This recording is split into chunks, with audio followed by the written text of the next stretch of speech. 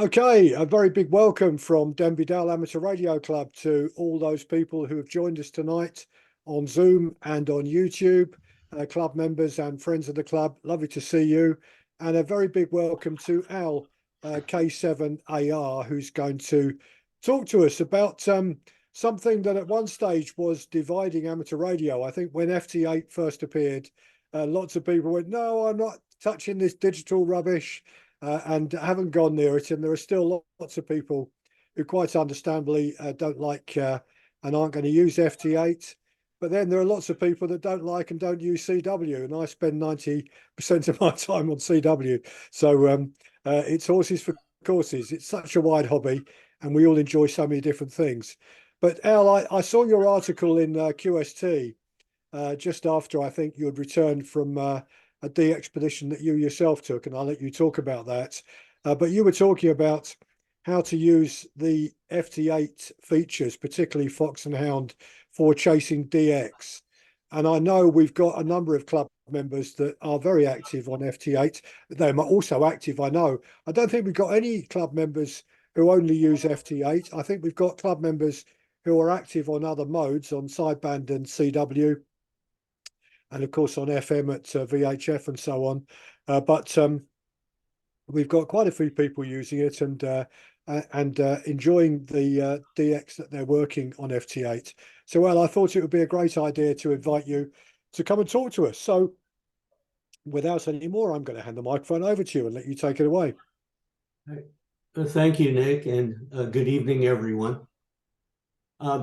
I happen to like FT8. I'm not going to talk about whether it's controversial or not. I happen to like it. I find it very useful for people with modest stations, modest antennas, and so forth. And it gives them an opportunity to get on the air and make some context. So let me share my presentation with you. And can everyone see that okay? Yeah, that's absolutely fine. Okay. I happen to like the second title. I've always wanted to be a fox. So what I'd like you to take away from my discussion today is how to operate as a fox, as a hound, and what to do and what not to do. And I'd also like you to see what the fox does and how they operate, because you don't get to see that very often. Okay, so those are the two things I'd like you to look at. My first experience, I've been going on DXpedition since 1987, and in the last 10 years I've operated from various Pacific islands. These are the expeditions I've been on in the Pacific since 2013. And the ones that are in yellow are the ones where I've operated as a fox. So for those from 2019 until this year, I've operated as a fox. And I have some really good screenshots and real world situations to show you. So September 2017, I operated as 5 Whiskey Zero Radio Alpha for the CQ RTTY contest. Literally the night before I was leaving, a friend of mine asked me if I was going to get on FT8. And I said, "What's that?" And he said, "It's a new audio mode." And I said, "I don't know what it is, but I'll put it on my laptop." So I downloaded it and then stuffed my laptop in the bag and got ready to leave. While I was on the plane, I took out the laptop and started reading through the documentation. What is this? And how do I use it? So after I got settled in, I started making my first contacts. I called CQ and I had 20 JA stations come back to me. And I didn't know what to do. And the 15-second timer expired and I called CQ again. And I had 40 JA stations come back to me. So now I'm in trouble. What do I do? So I finally figured out you can double click on these people and make your way through the pileup. And I'd like to thank Atsu, 5 Whiskey 1 Sierra Alpha. He is very active. He's on the air almost every day on FT8. And from my part of the world, he's very easy to copy. So I felt this process of working stations individually or serially was a bit cumbersome and tedious, especially if some of these JAs had weak signals and I couldn't hear them and they retried 5 times. It wasn't going very fast. I think the authors of WSJT realized this. And the next year in 2018, they came out with DXpedition mode. Now we call that Fox Hound mode, but they officially call it DXpedition mode. And it's intended for DXpeditions to make large numbers of QSOs. It says here up to 500 per hour. I've never seen that, but I have seen 400. So that's rivaling the amount of rate I can get on sideband and probably much greater than CW. And my goal when I go on DXpeditions is I want to make a lot of QSOs. I don't really sit and chat. I just want to give people new band modes, an all-time new country, and so forth. So in order to set up as a hound, you need to go into the settings page in WSJT, and you need to change these 3 settings. The monitor returns, you need to go into split mode, and you need to select hound mode. And what the difference is between rig and fake it, rig actually puts your transceiver in split mode and uses 2 VFOs, where fake it uses 1 VFO and bounces back and forth. And when that's done correctly, you'll have a hound marker in red at the bottom center of your screen. Okay, so let's say you're looking at your favorite DX spotting network and you saw a station operating in DXpedition mode that you'd like to contact. Well, you need to add their frequency to the frequencies table in WSJT. So we go back to the settings page, we select the frequencies tab, and we right-click the table and select insert, as shown here. When you do that, you'll get a new dialog box where you can select FT8 as the mode and put in the frequency. And in this case, I used 14.090 as an example, but you could put in whatever you want here. And then you select OK and OK. And at that point, you can select that frequency from the drop-down list. Okay, so we're going to do that. We're going to select the frequency you just entered. And we need to go above 1,000 cycles. And by that, I don't mean 1,001 or 1,002. I mean, due to inaccuracies in frequency placement, you want to be well above 1,000. Say 1,040, 1,050.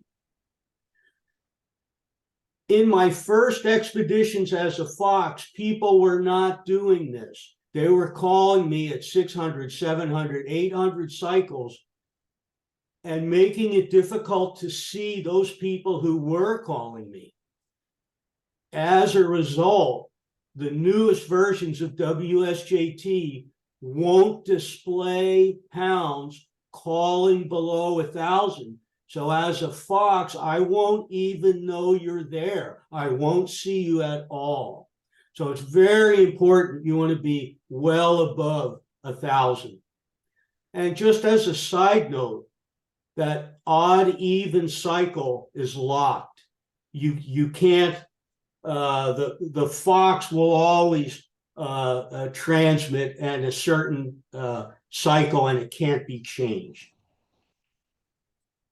This is an important screen. I want to review this checklist with you. So this is what you want to do as a hound.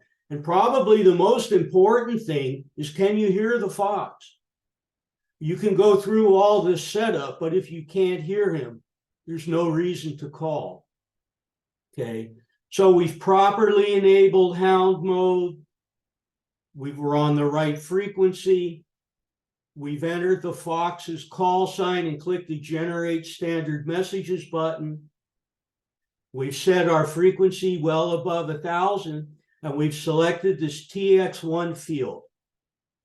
Okay, so now when you click Enable TX, you'll start calling the Fox. But what does that mean exactly? I'm going to show you some close-up screens of what the Fox sees. This is the first close-up screen, okay? And this is from VK9 LAA, which was just wrapped up last month, okay? So there's a window called Stations Calling DXpeditions. Your goal as a hound is to appear in this window, okay? And this window, if you don't take any other steps, the Fox sees the strongest signals first. And who in this screen are the strongest signals? And if you're operating from the Pacific, it's Japan. Some of those guys are very loud. And I don't have a problem with that, except it tends to obscure other people who are calling.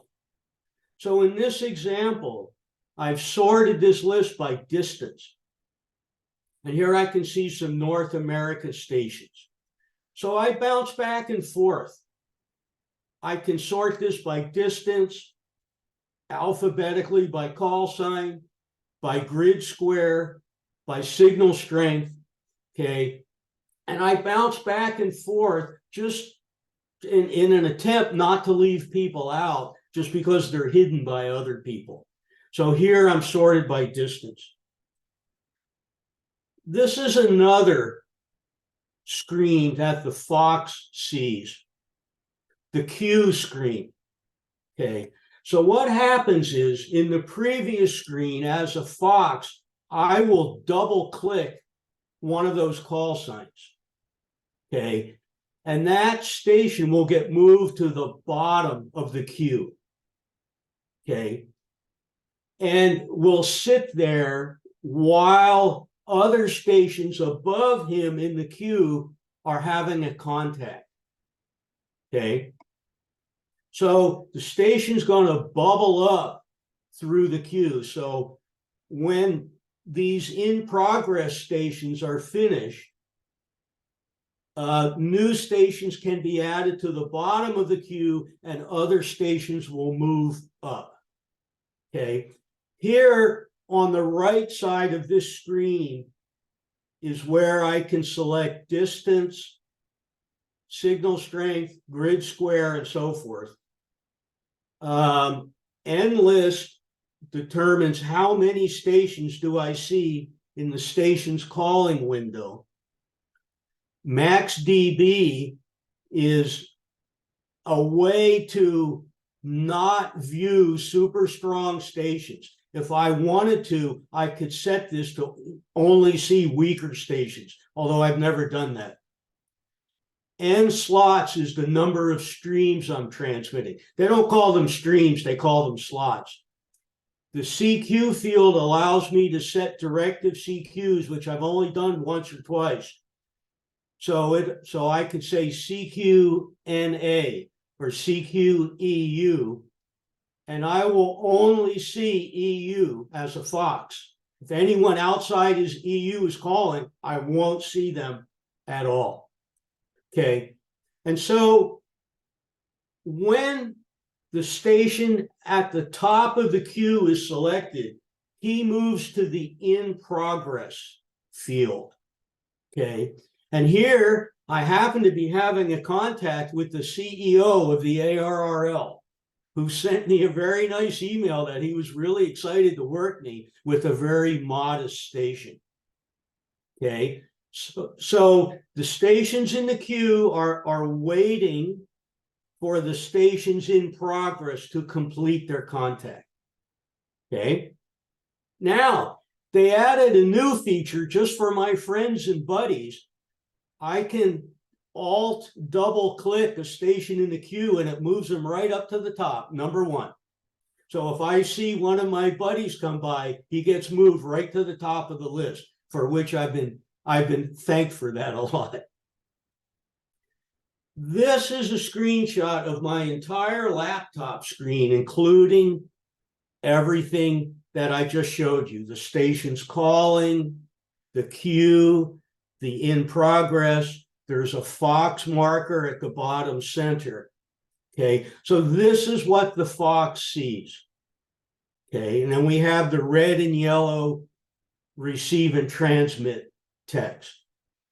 On the left side of the screen, I have N1MM running in what I refer to as passive logging. It's just sitting there listening to call signs worked on FT8, and they get logged in N1MM.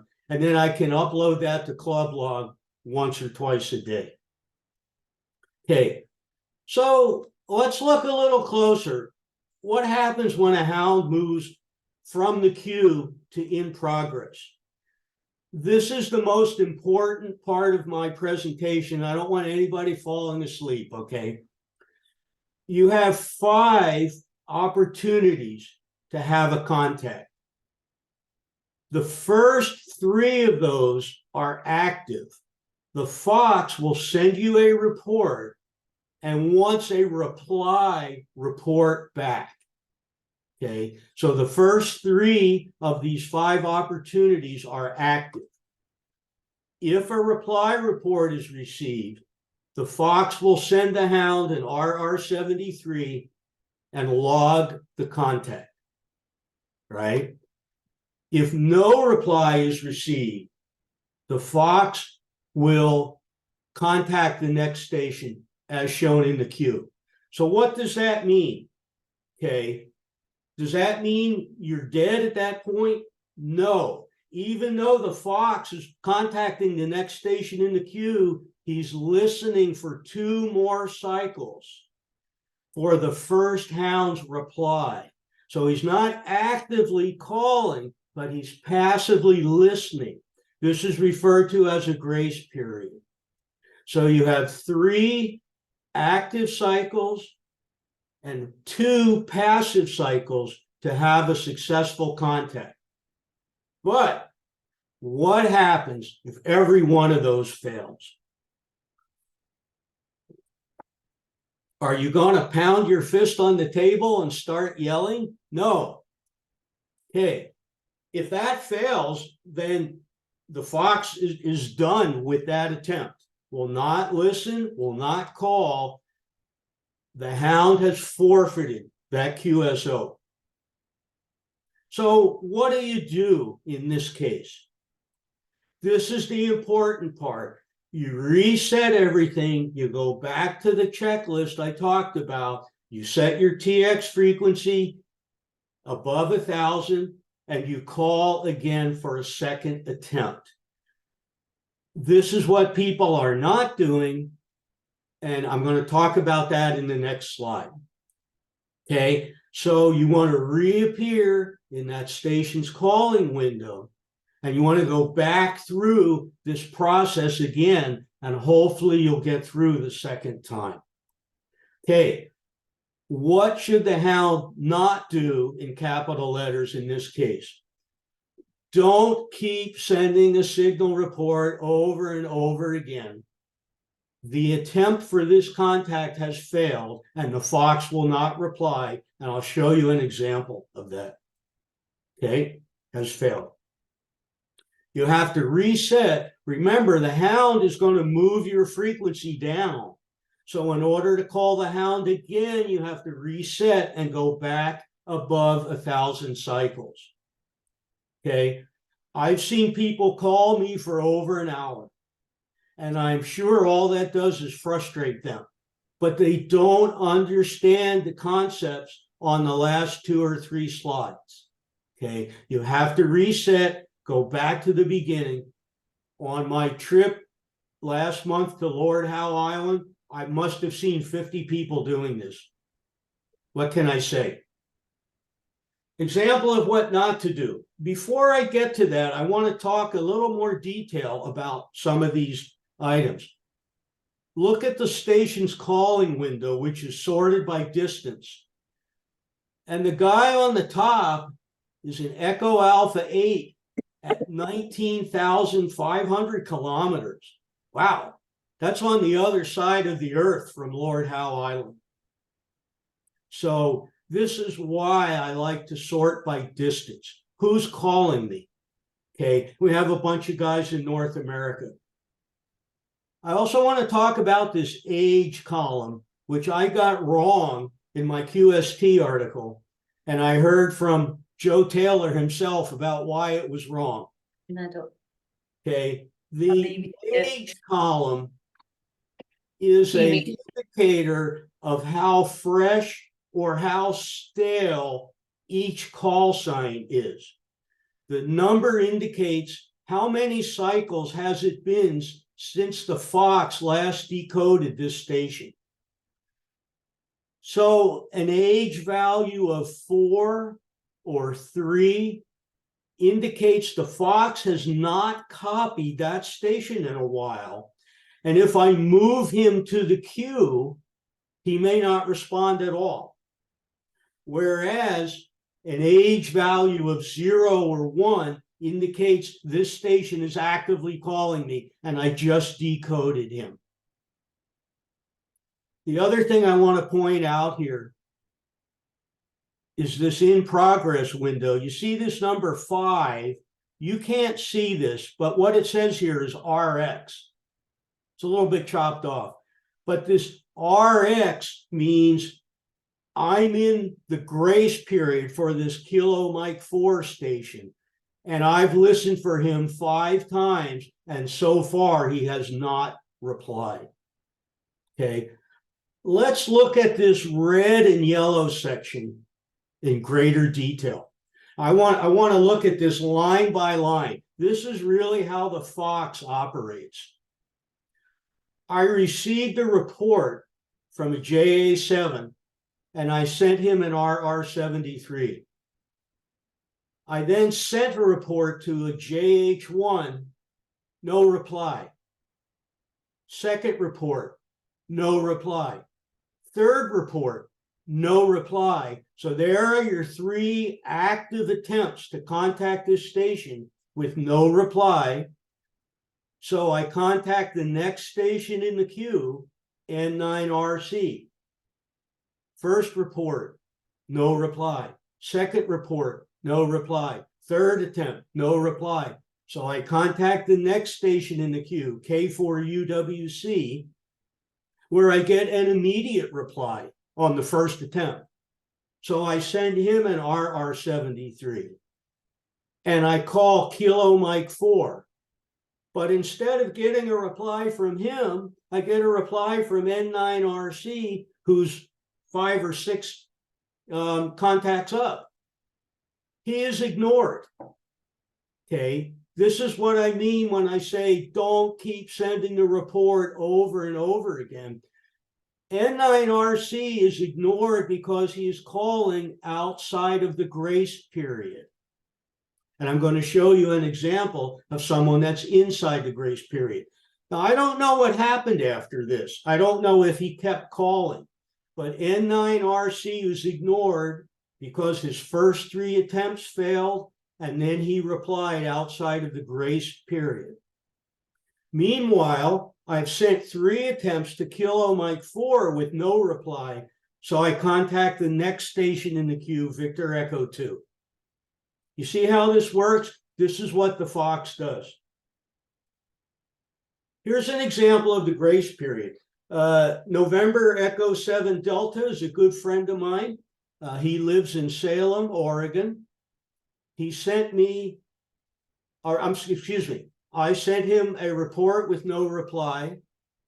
I sent him a second report with no reply.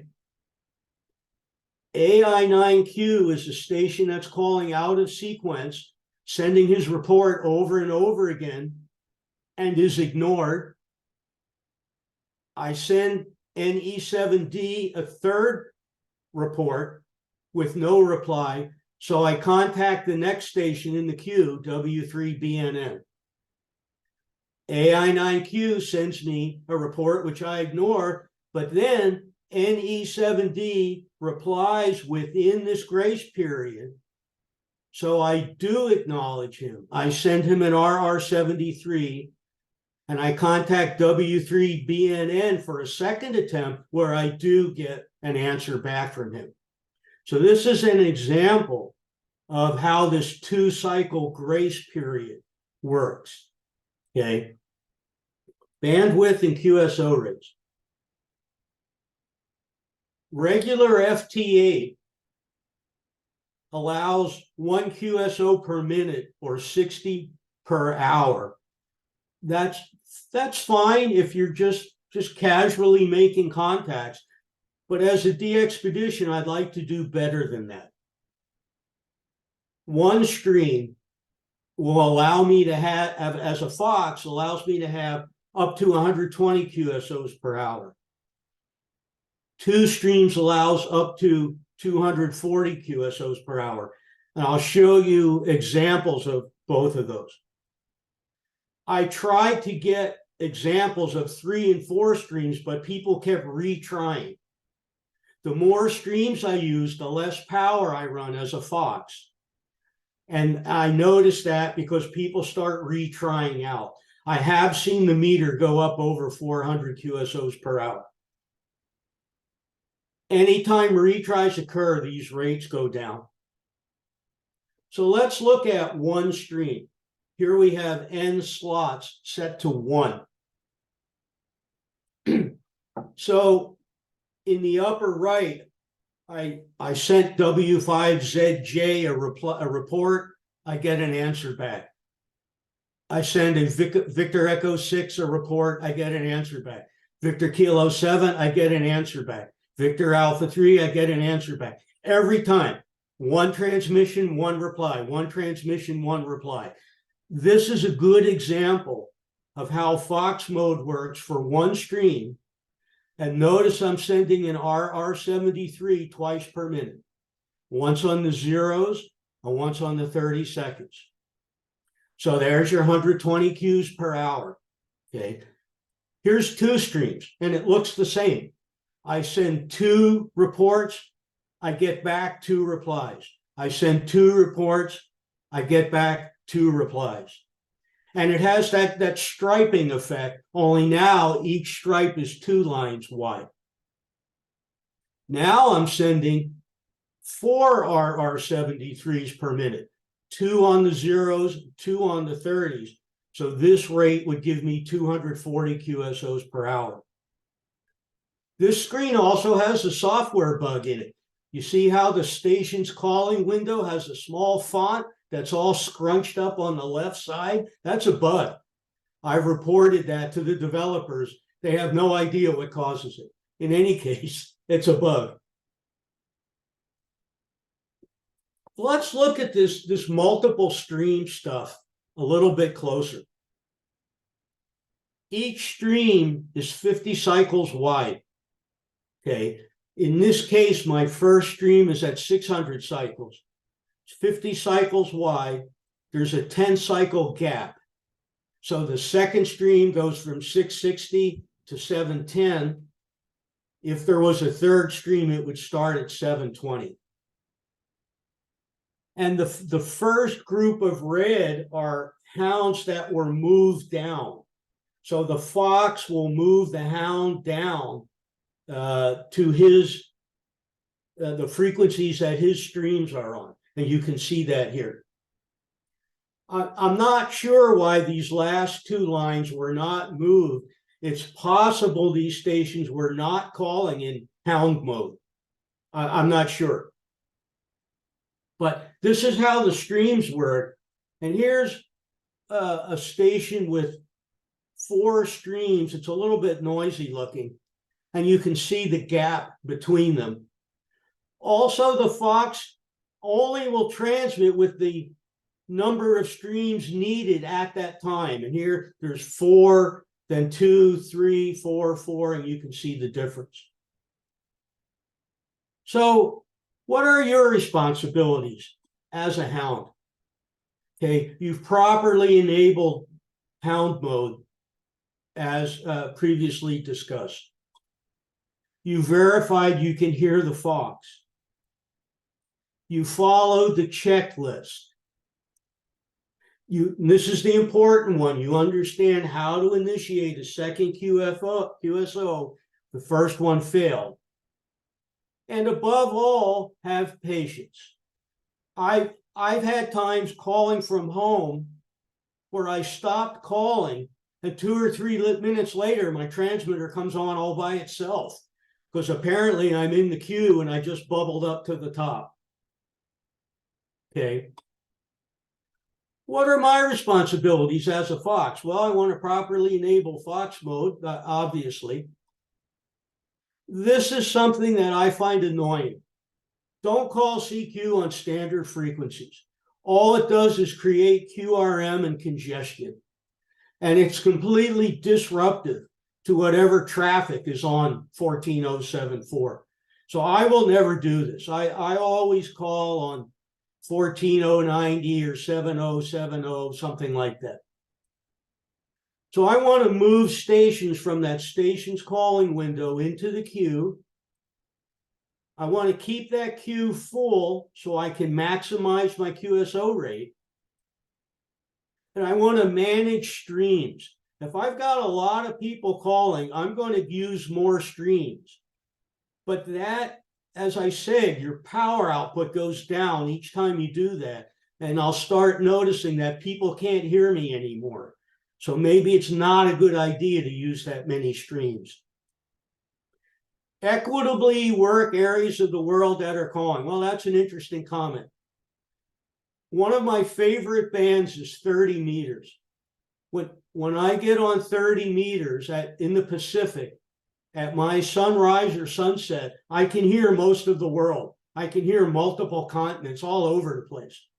And I try to bounce back and forth and give them all a chance to have a QSO.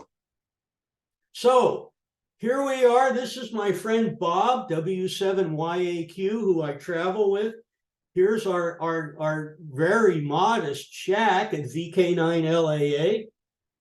And you can see we sit right next to each other, and we have the same Elecraft K-line stations, which are really, really proven for DXpeditions. We like those. With that, I will say RR73 and happy to answer any questions at this time. Back to you, Nick.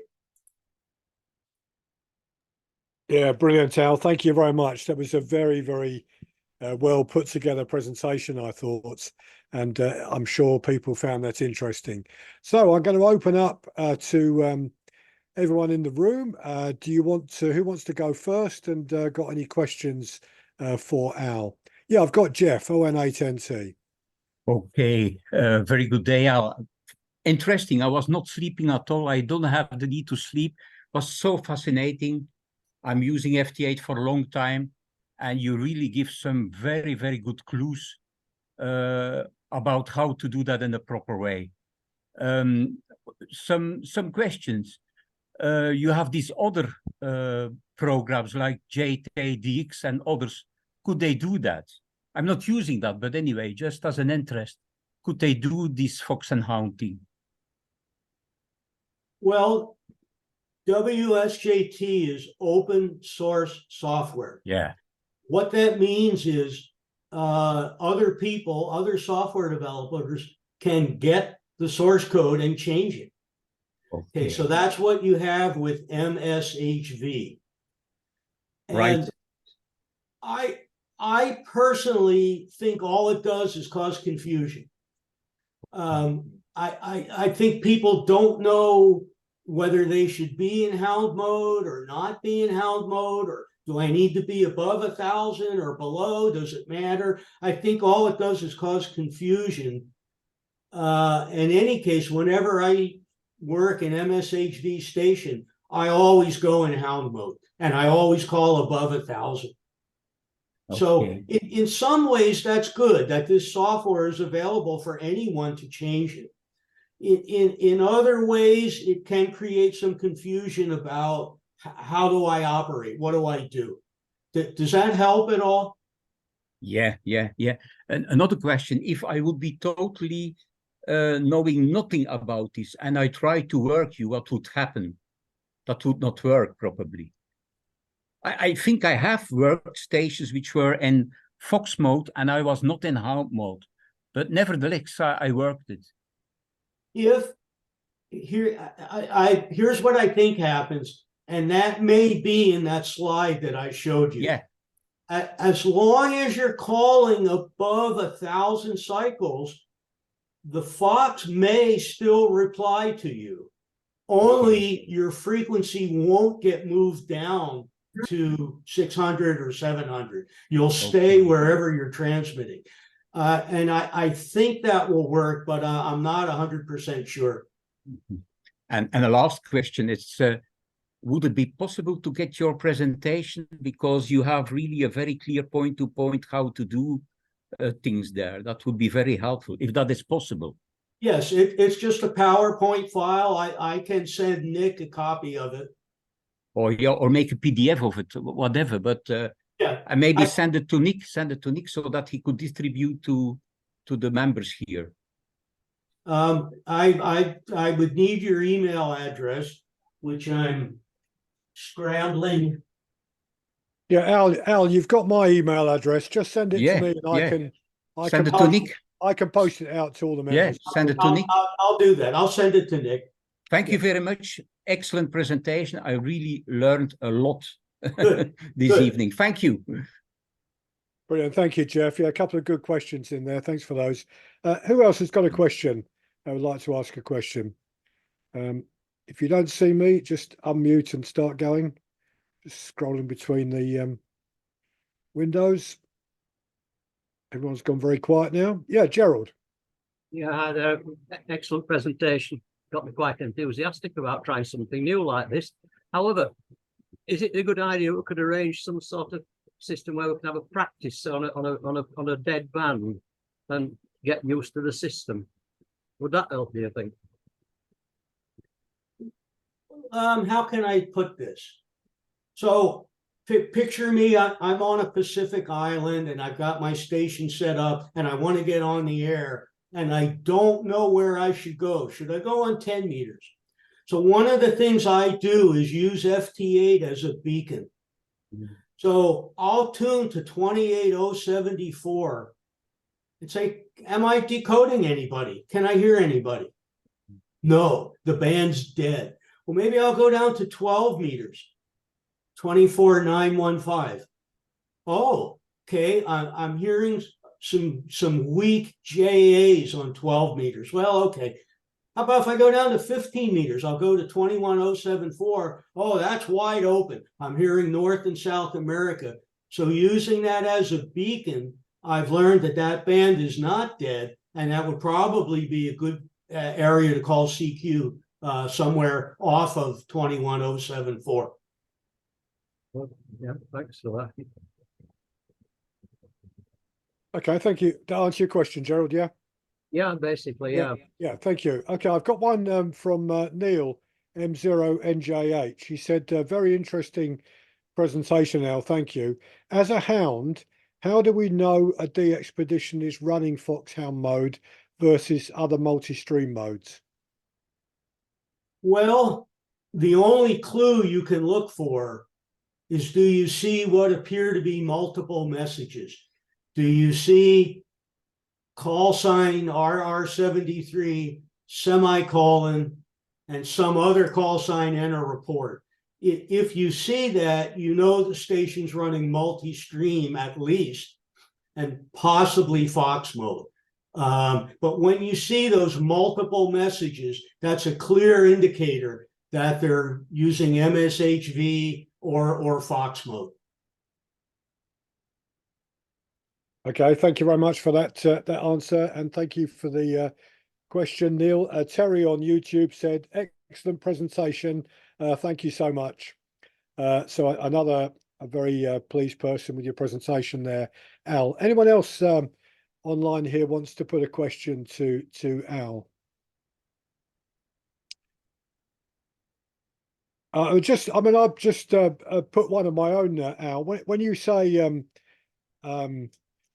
you're seeing no reply when you send a signal report and the station's not replying, of course, it doesn't necessarily mean that, does it? It could just be that your signal has been whacked out by some other bigger station on exactly the same frequency as you. And that's one of the things that, as FT8 has become more popular, I've spotted that there are more people running very, very high power on FT8. So where it started off as relatively low power, and you can make a lot of contacts on 5 watts or 10 watts. Now we've got stations blowing up their balance and frying their antenna connections, trying to put a kilowatt of full cycle transmission out. But it is creating a bit of a problem, isn't it, for some of the people who've got more modest stations, Al? Yes, I want to share a photo with you. Except I've got too many screens open at the moment. So this is what happens when you get a 6-meter opening. Okay. And what you are seeing there is probably a quarter to a third of the whole pileup. I mean, this thing just kept scrolling and scrolling and scrolling with JAs. So one of the problems can be is that there's no space for people to transmit. There are so many stations calling that this 3 kilohertz window is full of stations, and they're overlapping each other. They're on top of each other. I don't know. I'm not sure how to handle that. Other than I just look in my station's calling window and see who the software was able to decode, and then I come back to them. Yeah. Okay. Yeah. Thanks very much, Al. Yeah, it's interesting to see it from the other side, isn't it? Just your 6-meter picture there. I mean, that's just an absolutely bonkers picture. If you were doing that at home and you had that, I mean, when I've done it and 2 or 3 people call me at the same time, I work my way through them. By the way, that photo was not in Fox Hound mode. That was just on the standard. Yeah. So we promised people that we would listen on 6 meters. And what do we hear? Nothing, nothing, nothing, nothing, nothing. So Bob and I went out to lunch, and when we came back, the screen was full of JAs. It's like, well, I suppose we should get on 6 meters. And for the 3 or 4 hours, we had this massive opening to JA. And that was during the 10 or 12 days we were there. That was the only 6-meter opening to anywhere. And luckily, we just happened to catch it. Yeah, the magic band. Right, anyone else with a question to Al before we move on? So everyone's gone very quiet. I know we've got 1 or 2 other people in the room here who do use FT8 a lot. So any of you guys got a question for Al?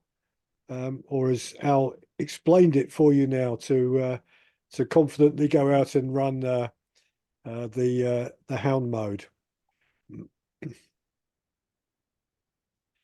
Deathly silence in the room. No problem.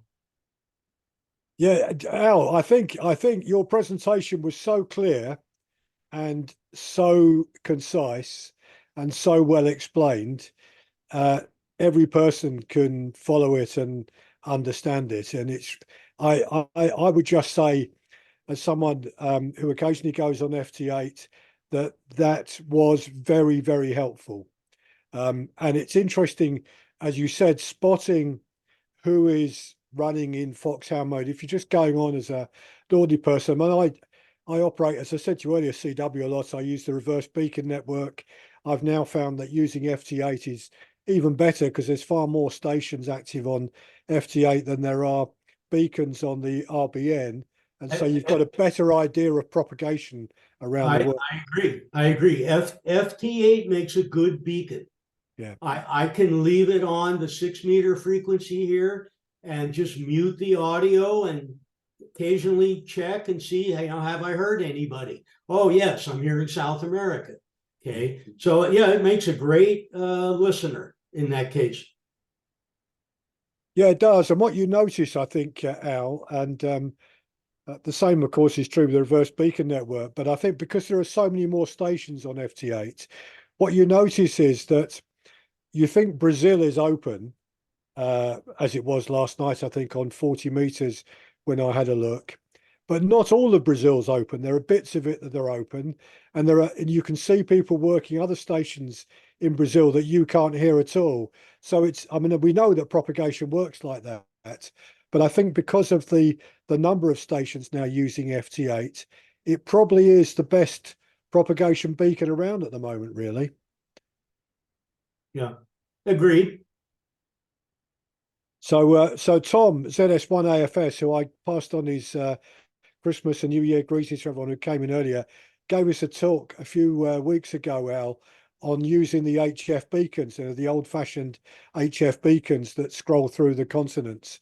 Good talk and good bit of advice, and Tom religiously follows it himself to see if the West Coast is open or wherever around the world, and points his beam in that direction to enable them to work down into ZS. But FT8 just is amazing for the density of stations that you can see where you're being copied. And of course, PSK Reporter as well now has got so many more reports in it from FT8, hasn't it? Well, 7.3 everybody, or RR73. Yeah, Al, thank you very much indeed. Thank you very much. It was a really good presentation. Good to see you, Al. Thank you. Bye-bye. Cheers, Em. See you. Bye-bye. No, that was very interesting.